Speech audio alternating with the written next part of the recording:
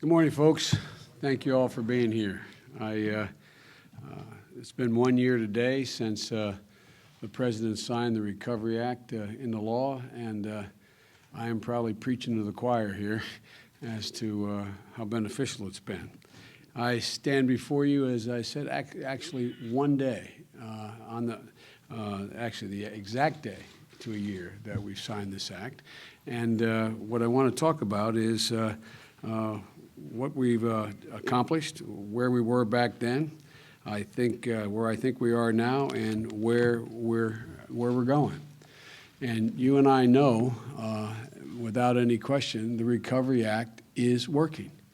It's working well, and maybe even most importantly, it's working towards something. It's not only helping American workers get back on their feet today, but it's laying a foundation for long-term growth for tomorrow, a little bit what we were talking about in the ante room. And you're the living proof of just what the Recovery Act is capable of. But the President and I, we realize that there's still a great deal more to do. We know that every success story that you could talk about, there's another story about a man or woman who just lost a job, just been laid off, a plant that's been closed down, a mortgage that's been foreclosed on. We know times are tough and for too many people and throughout the country. I've traveled now to, I think it's 60-some cities talking about the Recovery Act. And every day, every community I go to, you can see the pain of some of the communities are going through. Communities that were battered by the economy. I was just in Saginaw, Michigan, through no fault of their own. I've looked into the eyes of those out-of-work teachers and out-of-work businessmen and women, small business owners, construction workers who've been laid off. But I've seen something else as I've gone through those cities and towns. I've seen the sense of hope and optimism as well. Just yesterday, as I said, in Saginaw, Michigan, I was with a gentleman who has his BA. His name is Gonzalez, Mr. Gonzalez. He worked for an automobile company, and he got laid off. His wife and 2 kids were there at this event, but because of the Recovery Act and the job training program at a community college in his town, he went back and took a 16-hour course and being able to begin to deal with 16-week course and being able to deal with chemicals related to the need, how they produced solar panels, and Dow Corning has a plant nearby. They've added 1,000 people over the last year because of some help they got as well, and their great reach. He's now working. He's working at a decent salary. And that community college is going to train this year another 100 people are going to go right from that training program directly into a job. There is the other thing I've noticed is, and I've noticed particularly from you all, and I use you in an editorial sense, is this emphatic, unrelenting belief that there is no reason why America has to be number 2. None whatsoever. I find even that laid-off worker refuses to believe America is going to be number 2 in the world, whether it's in ultimately the construction of wind turbines or whether it's in any other renewable energy form or new automobiles and battery technology. I mean, there is this sense. There is this sense among Americans, even in these tough times, there's no reason we're not going to come out of this stronger than when we went into it. And so that's what we've been able to deal with. And the Recovery Act has just provided some significant degree of optimism, rebuilding our crumbling infrastructure, sparking a clean energy revolution, transforming American healthcare, creating the best education system in the world. That's our future. I always say to my friends who think in politics who voted against this act, I say, any of you tell me how we can possibly lead in the 21st century with the same education system, with the same healthcare system, and the same energy policy we've had the last 35 years. Everyone knows the truth. The truth is that without a transformation in healthcare, without a transformation in education, without a transformation in energy, we're not going to succeed. We will not lead the 21st century, which is an unacceptable proposition to the American people. But sadly, some of my friends who are willing to acknowledge we need to lead in all those areas and make transformational changes, they're unwilling to take what I admit are difficult steps to make this transformation. They're unwilling to step up. Well, not us. The President and I know we can do better. You know we can do better. We know there's a new economy, and there's no reason why we won't lead it. That's why we think we have to usher in a new era of innovation and global leadership for America. And we owe much of the Recovery Act, behind the Recovery Act, which we don't talk much about, is those elements of innovation and change we're looking for. And we also owe it to the bold, clear-eyed leadership of not only the President, but many of you. I'll conclude by saying that many of you have taken advantage of the sort of spark that the Recovery Act provides and some of the tax incentives and others. But we don't think the government is the one that's going to ignite this revolution we need. You all take a little bit of help, and you go out and you risk a lot. You go out and you get some help from the government, and then you go out to capital markets, and you've been out there and you go on the line for a whole lot more risk. And we admire you for it. That's the way we're going to get through this. And that, along with the President's leadership, he's the reason, in my view, why we stand here today with so much hope for tomorrow. His leadership has taken us very far from where we were last year. It's easy to forget, first quarter last year, this economy shrunk over 6%. The last quarter of this year, it grew over 6%. Something's happening. Something positive's happening. So, ladies and gentlemen, I think the main reason it's happening, at least in terms of government guidance, is because of the man I'm about to introduce, the President of the United States of America, President Barack Obama.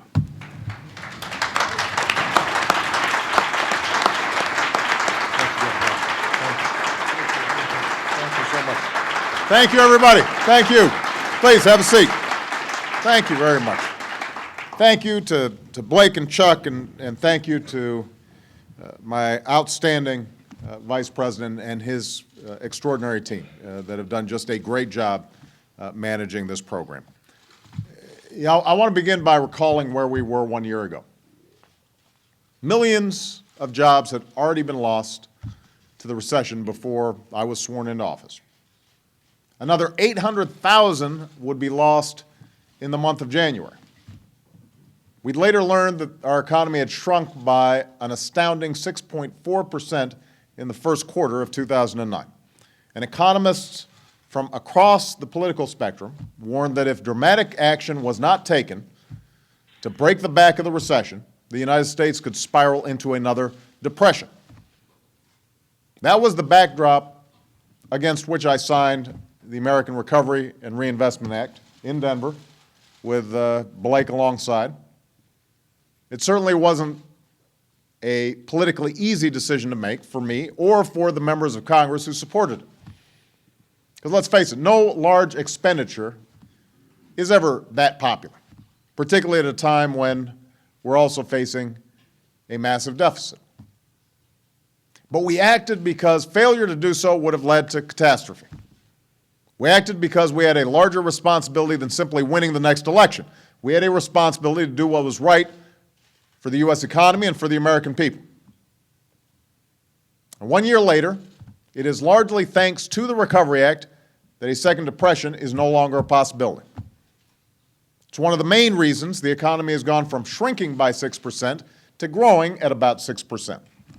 And this morning we learned that manufacturing production posted a strong gain. So far, the Recovery Act is responsible for the jobs of about 2 million Americans who would otherwise be unemployed. These aren't just our numbers. These are the estimates of independent, nonpartisan economists across the spectrum.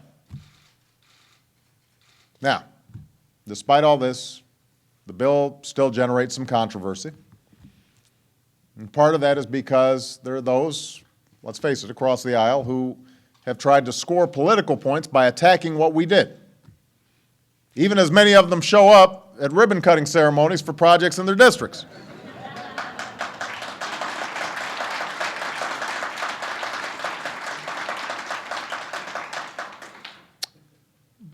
if we're honest, part of the controversy also is that despite the extraordinary work that has been done through the Recovery Act, millions of Americans are still without jobs. Millions more are struggling to make ends meet. So it doesn't yet feel like much of a recovery. And I understand that. It's why we're going to continue to do everything in our power to turn this economy around. Now, the truth is, the Recovery Act was never intended to save every job or restore our economy to full strength. No bill or government program can do that. Businesses are the true engines of growth. Businesses are the engines of job creation in this country. They always will be. But during a recession, when businesses pull back and people stop spending, what government can do is provide a temporary boost that puts money in people's pockets and keeps workers on the job, cuts taxes for small businesses, generates more demand, gives confidence to entrepreneurs that maybe they don't have to cut back right now. Maybe they can hold steady in their plans and in their dreams. That's exactly what we've been able to do with the Recovery Act. And I just want to point this out. There has never been a program of this scale, moved at this speed, that has been enacted as effectively and as transparently as the Recovery Act. I'm grateful that Congress agreed to my request that the bill include no earmarks, that all projects receive funding based solely on their merits. And despite that, I was still concerned. Joe and I were just talking in the back. When this thing passed, we said $787 billion. Somewhere, there's going to be some story of some money that ended up being misspent. $787 billion spent out over 18 months. That's a lot. That's a lot of money. And it is a testimony to Vice President Biden and his team that, as Joe puts it, the dog so far at least hasn't barked. This team has done an outstanding job overseeing the Recovery Act. It doesn't mean that everything's been perfect, but when you think about the scope, the magnitude of this thing, this program is run cleanly, smoothly, transparently. We brought in one of the toughest inspector generals in Washington, as well as professionals from private industry to help run the implementation. And every American can see how and where this money has been spent just by going on www.recovery.gov. Now, just to review, 1/3 of the money in this bill, 1/3 was made up of tax cuts. I talked about this at the State of the Union. Tax cuts for 95% of working Americans. I just want to say to the American people, because we see some polling where about twice as many people think we've raised taxes as lowered taxes. 95% of you got a tax cut. Tax cuts.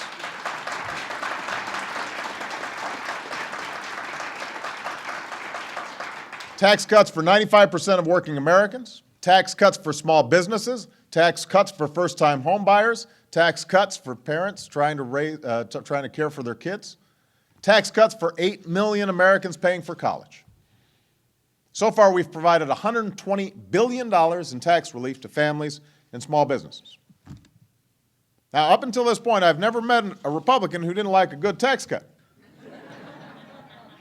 But you remember when I mentioned this at the State of the Union, Joe, they were all kind of squirming in their seats. They weren't sure whether to clap or not, because most of them had voted against all these tax cuts, which I thought was interesting to watch.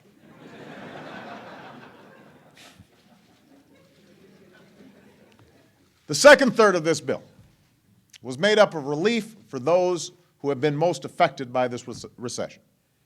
We've extended or increased unemployment benefits for more than 19 million Americans. We made health insurance 65% cheaper for families who lost their jobs and had to get temporary coverage through COBRA. And we gave relief to states that were struggling to balance their budgets. Relief that has allowed 300,000 teachers and education workers to keep their jobs, as well as tens of thousands of cops and firefighters and first responders and correctional officers. And Joe Biden will tell you that not one of the 50 governors we've spoken to, Democrat or Republican, has failed to show appreciation for this relief. And I also have to tell you that I am concerned because state budgets have not yet recovered. And you're now seeing a whole bunch of state and local governments who were able to put off layoffs last year as the recovery money is running out, having to make some very tough decisions, and we could potentially see layoffs taking place this year because we haven't re-upped in terms of providing some help to those states and local governments. That's something that we're watching and we're concerned about. Now, the last third of the Recovery Act is what I want to talk a little bit about more today. It's the reason Blake and Doug are here. That third is about rebuilding our economy on a new and stronger foundation for growth over the long term. See, we knew when we came into office that it wasn't enough simply to solve the immediate crisis before us. We knew that even before the crisis hit, we had come through what some people are calling the lost decade, a period where there was barely any job growth and where the income of the average American household declined. This is before the recession. Over the course of the decade, the average American household, they saw their incomes decline even as the costs of health care and college tuition were skyrocketing, had reached record highs. The prosperity was built on little more than a housing bubble and on financial speculation. People maxing out on their credit cards, taking out home equity loans. We can't go back to that kind of economy. That's not where the jobs are. The jobs of the 21st century are in areas like clean energy and technology, advanced manufacturing, new infrastructure. That kind of economy requires us to consume less and produce more, to import less and export more. Instead of sending jobs overseas, we need to send more products overseas that are made by American workers and American businesses. And we need to train our workers for those jobs with new skills and a world-class education. Other countries already realize this. They're putting more emphasis on math and science. They're building high-speed railroads and expanding broadband. They're making serious investments in clean energy because they want those jobs. And America cannot stand still in the face of this challenge. We can't afford to put our future on hold. So that's why a big part of the Recovery Act has been about investing in that future. Yes, it created jobs now. Yes, it created business opportunities now. But more importantly, it's laying the foundation for where we need to go. So instead of just pouring more money into America's schools, regardless of their performance, we launched a national competition between states that only rewards success and reform. Reform that raises student achievement and inspires students to excel in math and science and turns around failing schools that steal the future of too many young Americans. We're also making sure that our nation has an infrastructure that's built to compete in the 21st century. So we now have projects in 31 states that are laying the ground for the first high-speed rail network in the United States of America. For years, Japan, Europe have had high-speed rail. China's got about 40 times as many projects that have been going on this front. We're playing catch-up. We shouldn't be. The Recovery Act has made possible over 12,500 transportation construction projects, from rebuilding highways to improving our airports. And today, we announced funding for over 50 innovative transportation projects across America, everything from railroads in Appalachia to a new passenger terminal in New Orleans. These projects will put hundreds of thousands of Americans to work. And in many cases, they already have. That's part of the reason that Chuck's here today. He's the president of a construction company in Pennsylvania. And the Recovery Act will fund about a third of the work his paving company will do this year. That's allowed him to hire 2 engineers and about 100 employees. So in case people are wondering whether or not the Recovery Act's created jobs and opportunity for businesses, talk to Chuck. The new equipment he's ordered to help pave these roads will save an additional 40 jobs on an assembly line out in California. These are well-paying, long-lasting private sector jobs that wouldn't be possible without the Recovery Act. They'll be doing the work that America needs done to stay competitive in a global economy. No area is this more important than in energy. Because of the Recovery Act, we have finally jump-started the clean energy industry in America and made possible 200,000 jobs in the clean energy and construction sectors. Just take one example. Consider the investment that we've made in the kind of batteries used in hybrid and electric cars. You've heard about these, right? Before the Recovery Act was signed, 98% of the world's advanced battery production was done in Asian countries. The United States did less than 2% of this advanced battery manufacturing that's going to be the key to these high-mileage, low-emission cars. Then we invested in new research in battery technologies and supported the construction of 20 battery factories that will employ tens of thousands of Americans. Factories that can make enough batteries each year to power 500,000 plug-in hybrid vehicles. So, as a result, next year, 2 years after the Recovery Act, the United States will have the capacity to produce nearly 20% of the world's advanced batteries, from less than 2% to 20%. And we'll be able to make 40% of these advanced batteries by 2015. An entire new industry because of the Recovery Act. Now, this kind of progress is happening throughout our clean energy sector. Yesterday, I announced loan guarantees to break ground on America's first new nuclear power plant in nearly 3 decades, a plant that will create thousands of construction jobs and 800 permanent jobs in years to come. There's the manufacturer in Philadelphia who makes energy-efficient windows. He used to be skeptical about the Recovery Act until he had to add 2 more shifts just to keep up with the new businesses created. And Blake at Namaste Solar. It's based in Boulder, Colorado. 1 year ago, Blake gave us a tour of one of his company's solar installations on the top of a museum in Denver, right before I signed the Recovery Act into law. And at the time, Blake was pretty sure that the recession would force him to lay off about half of his staff. 1 year later, because of the clean energy investments in the Recovery Act, he has instead added about a dozen new workers and expects to hire about a dozen more by year's end. His company continues to install solar panels all over Colorado, from the governor's mansion to the Denver Museum of Nature and Science. So that's our future. That's what's possible in America. I mean, you can argue, rightly, that we haven't made as much progress as we need to make when it comes to spurring job creation. That's part of the reason why the Recovery Act is on track to save or create another 1.5 million jobs in 2010. That's part of the reason why I expect Congress to pass additional measures as quickly as possible that will help our small business owners create new jobs, give them more of an incentive to hire. But for those skeptics who refuse to believe the Recovery Act has done any good, who continue to insist that the bill didn't work, I'd ask you to take that argument up with Blake and his employees. Take that argument up with Chuck and his construction workers. Take it up with the Americans who are working in those battery plants, or building those new highways, or teaching our children new skills, all because the Recovery Act made it possible. So our work is far from over, but we have rescued this economy from the worst of this crisis.